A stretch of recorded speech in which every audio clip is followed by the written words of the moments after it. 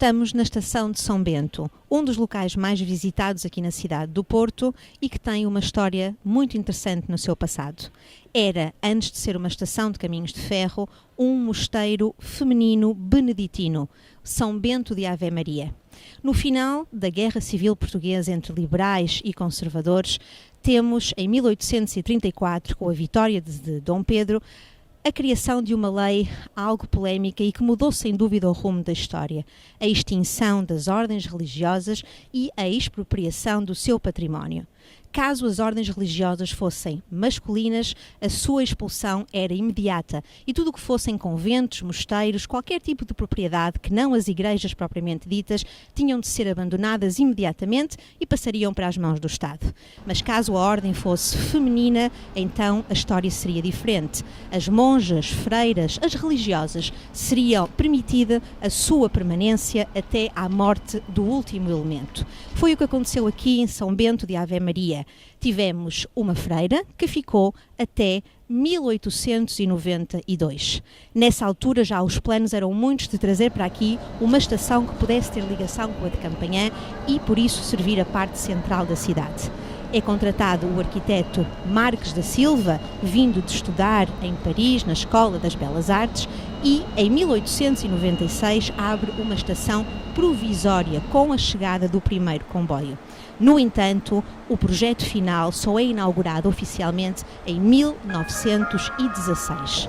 Não é por esta história tão fascinante, nem mesmo pelos comboios que as pessoas vêm visitar a estação de São Bento, mas sim pelo incrível trabalho de azulejaria feito por Jorge Colasso e que decora o átrio desta estação com 20.000 azulejos, que vamos agora descobrir.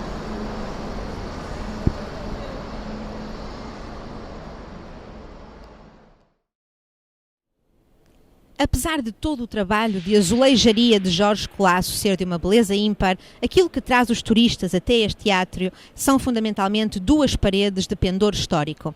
Começamos por esta que está mesmo atrás de mim e que diz respeito à relação luso-britânica. Lembramo-nos que no século XIV Portugal é já um reino independente, mas permanentemente incomodado com o vizinho de Leão e Castela que tenta dominar o nosso território. Precisamos de um aliado e os ingleses querem também, pelos interesses que têm no país vizinho, esta aliança connosco. Em 1386 assinamos entre os dois países aquela que é a mais antiga aliança militar do mundo, o Tratado de Windsor, e o painel superior mostra o que aconteceu exatamente no ano seguinte. Em 1387, enviada pela coroa inglesa, Filipa de Lencastre casa na cidade do Porto e na nossa Sé com o rei Dom João I. Consegue ver-se no azulejo a cena do seu casamento. Este casal teve o que nós portugueses apelidamos de a ínclita geração, uma descendência de força notável e de feitos heroicos, onde se salienta o infante Dom Henrique, coincidência ou não da sua bravura, o facto de ter nascido aqui na cidade do Porto. O painel escolhido por Jorge Colasso é a Conquista de Ceuta, em 1415, que é tomada como data pela maioria dos historiadores do início daquele que foi o áureo período das descobertas portuguesas. Na parede inversa, Jorge Colasso dedica o seu trabalho ao século XII e àquilo que foi a independência do Reino de Portugal. No painel superior vemos um importantíssimo momento militar, o Torneio de Arcos de Valdevez de 1140. Já há alguns anos que Afonso Henriques peleava contra o seu primo Alfonso VII para conseguir a sua autonomia e a sua afirmação como rei. E este torneio provou-se absolutamente decisivo nas pretensões de Portugal.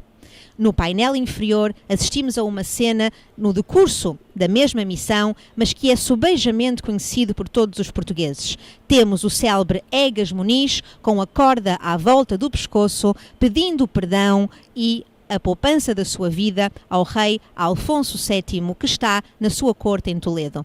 Quem se recorda do cerco de Guimarães em 1127, em que Egas Muniz sai no castelo dizendo que os portugueses se haviam rendido e que Afonso Henriques iria até ao seu primo para lhe prestar vassalagem. Tal nunca aconteceu e por isso Egas Muniz sentiu-se ferido na sua honra, na obrigação de ir pedir desculpa ao monarca do país vizinho, que o perdoou pelo ato de honraria e, mais tarde, em 1143, com a assinatura do Tratado de Zamora, Portugal conseguiu finalmente a sua afirmação como reino independente.